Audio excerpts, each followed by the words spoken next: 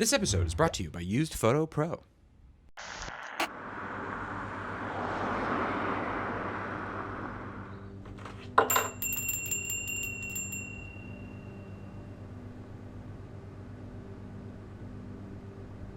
Excuse me. I know what you seek, and you can only pick one.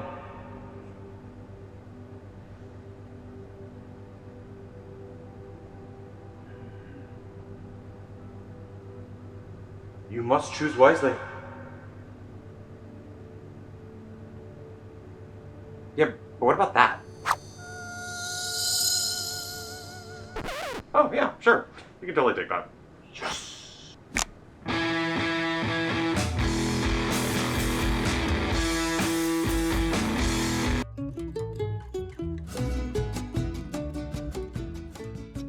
Yep, the Leica Tri Elmar. The Tri standing for Try to Fight Me. I dare you. Used Photo Pro was nice enough to lend me this bad boy for a little over a week for me to test out. And me not owning a single Leica lens at all jumped out of my high chair for this opportunity. I've actually only used Jason's 35 Cron like once in our entire friendship. Yeah, I know, I thought we were closer. That Cron was so lovely, and it definitely added a little bit of that LEICALOVE to my Pacific Northwest images. But as you might know, this ain't no ordinary lens. Nah, this little kitty is actually 3 lenses in uno. So how about you put on a bib and let's explore this lens together, starting at 35,000 feet in the air. That bib is for your drool, by the way. Trust me, I've ruined a few shirts.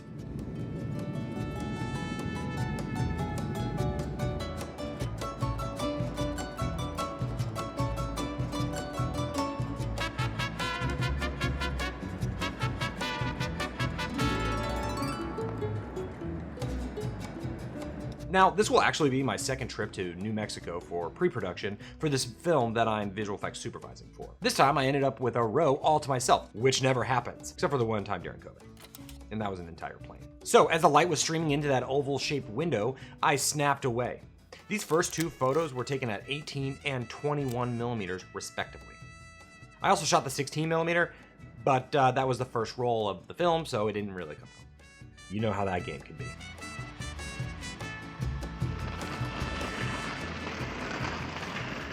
Have a very exciting lens I'm testing out. I'm testing out a Tri Elmar 16, 18, and 21. I am borrowing Jason's his like little goggles for it because he had them. I'm here to do some scouting and some other things, but I'm also here to take you along for the ride. Okay, so let's leave this parking lot now.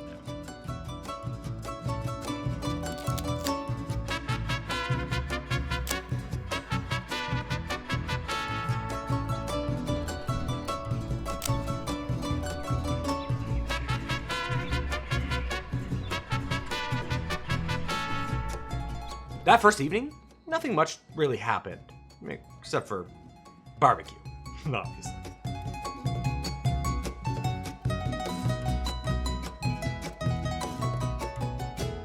Now, let me break down some Tri Elmar goodness for you. This lens was introduced in 2006, when Uma Thurman was the only superhero anyone needed, and was actually the second Tri Elmar to be released, succeeded by the OG 28, 35, and 50 millimeter Tri Elmar version that was dropped in 1998. So it looks really nice outside right now, and I just got back from a tech scout. Like, I left and I was like, oof, the light's real good. I gotta go get my camera.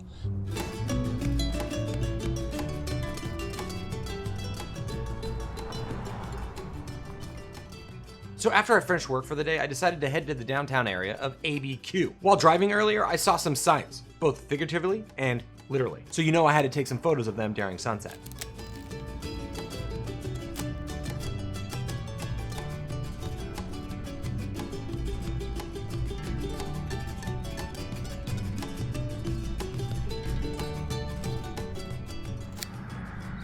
Let me trade hands.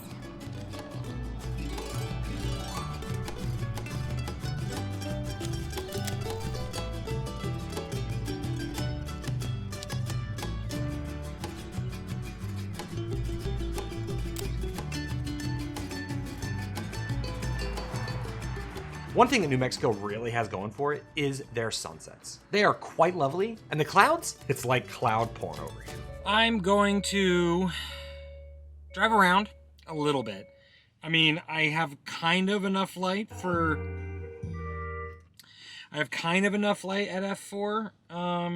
but not really. One thing I've definitely noticed is that when you have this Tri Elmar around your neck, it's heavy, especially with this big ass TV module up top that I'm borrowing from yours truly, Mr. JK. But the focus is really, really wonderful. The lens design so far is really nice. Aperture's clicky. Honestly, it's a pretty dreamy lens setup to rock, other than the beefiness. I think I wouldn't wear it around my neck like this normally. I would have a longer strap and kind of put it around my side, I think. So let's go do this. And if all else fails, we're gonna have some barbecue. Now, the Tri Elmar is quite unique. For the rangefinder system, you don't get many lenses that have 3 focal lengths in one. That is one advantage of rocking an SLR. Zoom, zoom, zoom, baby. But there are 3 different lenses that I know of that can accommodate different lengths. The Konica 21 to 35, the Leica 28, 35, and 50, and this white-ass bad boy, the Tri Elmar 16, 18 to 21. Ultimately, that ain't a ton of glass. And I must also say that even though these lenses have different focal lengths in them, it does not absolutely mean that they can be zoomed, because they can. They are totally fixed at those specific lens lengths. Ooh, that's a pretty sign. I'm gonna take a picture of it. Let's do one at 16 as well. Never know. That's what I call drive-by shooting. That's not a good, never mind. I could undoubtedly do better, but then I would have to stand in the street to get it, and then maybe get hit. And you know, I have a cat back home to look after, so I can't be getting hit.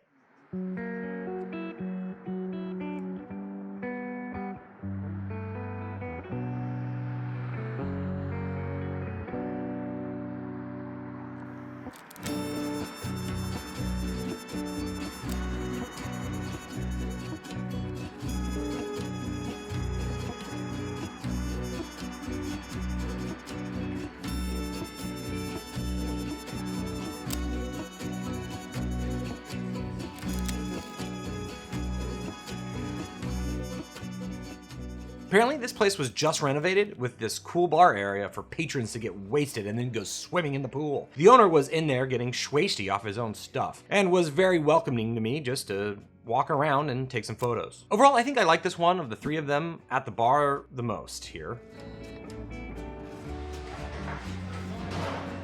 One thing that can kind of be limiting for this lens is the maximum aperture of f4. This isn't the fastest hunk of junk in the galaxy, but you really can't expect a 3-in-1 lens to be rocking a 2.8. So dim lighting might not be your friend, but during the day, you will be just fine. Well, it's sunset again, and I'm gonna go out.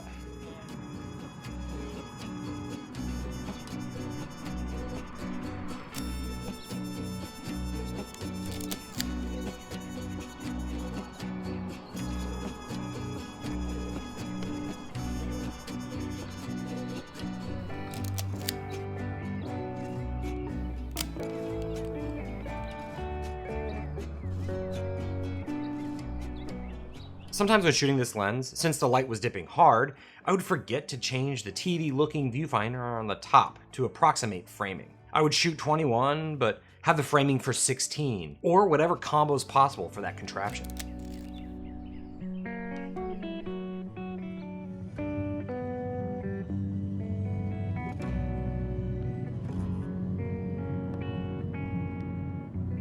I don't think I'm hitting the mark with this lens out here in New Mexico.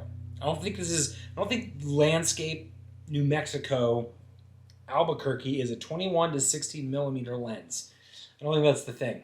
I'm leaving tomorrow night, and I think what I'm going to try to do is potentially shoot something cool with that lens somewhere in LA that has architecture. Because I think that's where it's got to shine.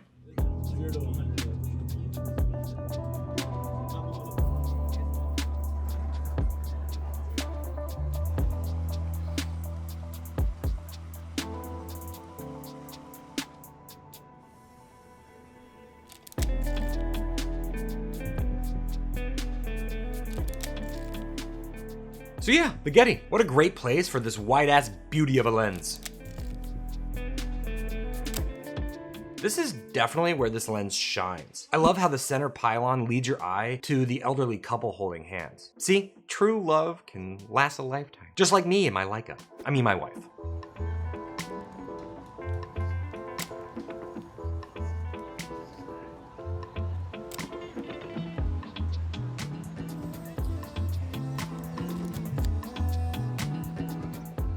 Now, working our way to the construction of this lens, it's really hard not to say anything but nice things about it. I mean, it's a Leica, for crying out loud. It's constructed as if God quit his job as master and commander of the universe and decided to just sit down and start blowing some glass.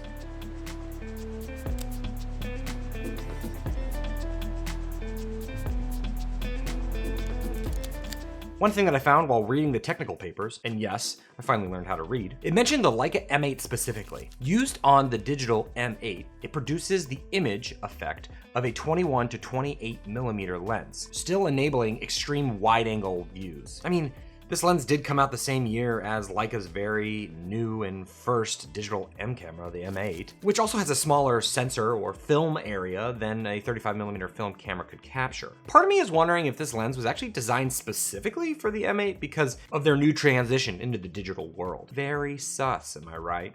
Okay, I am probably grasping for straws here, but it is kind of interesting nonetheless.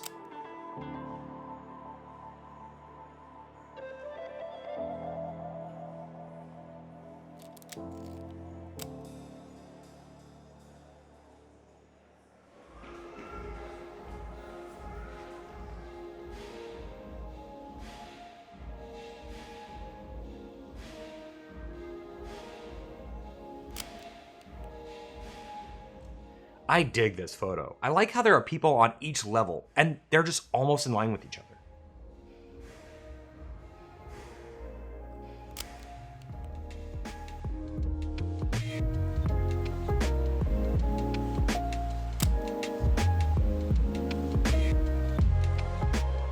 Another thing I did here for the Getty is use a slightly longer strap. This helped this front heavy setup sling around my armpit just a bit better. Wasn't so strenuous on the neck. Now, diving into the guts of this lens, optically it uses two aspherical elements and an internal floating focusing element. And not to mention, it has a bunch of squiggles on the outside of the lens to indicate the depth of field scale for each one of the three lenses.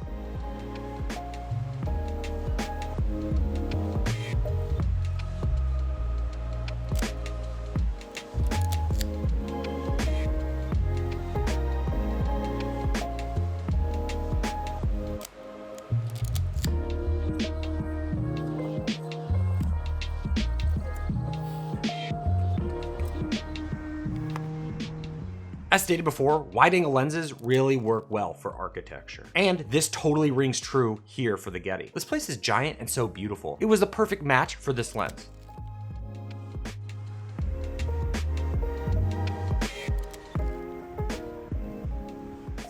This shot right here, dope! But to tell you the truth, I stole it from Jason. He couldn't take it, so I did.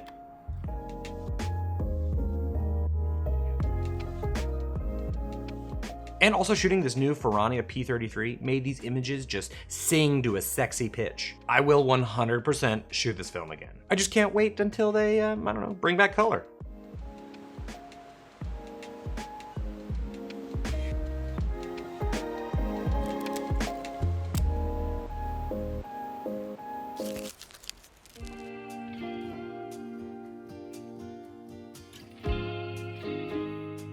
But speaking of multiple lenses, let's talk about today's sponsor, UsePhoto Pro. If you haven't heard of them before, let me introduce you. UsePhoto Pro, or UP, gotta love a good nickname, has one of the largest selections of used camera gear in the country. They have everything from lenses to film cameras to medium format and even digital. I mean, if that's your thing. UsePhoto Pro guarantees the gear that you see on their website is without a doubt the gear you will receive in the mail. no funny business. This way you know exactly what you're getting. And with their easy to understand grading system, mixed with a 180-day warranty, you will be rest assured about the quality of the gear that you purchase. And if you use the coupon code LEICALOVE at checkout, you will receive 7% off your purchase of a Leica camera or lens through the month of June. So check out Use Photo Pro for more.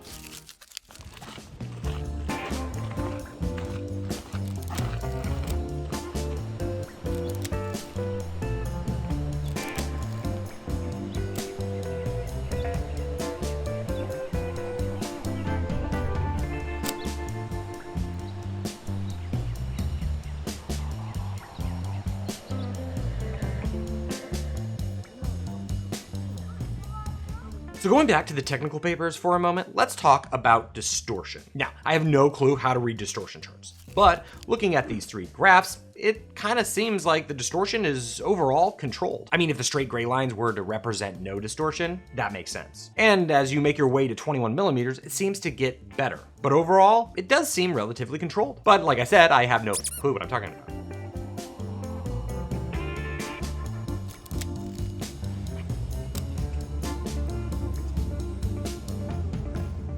Now, one of the things that got on my nerves about this whole combo platter is the actual act of changing the lens physically, or more so, the viewfinder. Now, don't get me wrong, it was easy and great. No complaints there. It's just kind of my own issue of forgetting to change the viewfinder or the lens. Sometimes I would compose for 16, but the lens would be set to 21. Most times I would just have to tell myself to slow down and double check, which is not a bad thing in the first place. But to be fair, the difference between 16 and 18 really isn't that noticeable in the first place. I mean, this lens does perform well at all focal lengths, so you might even not know the difference.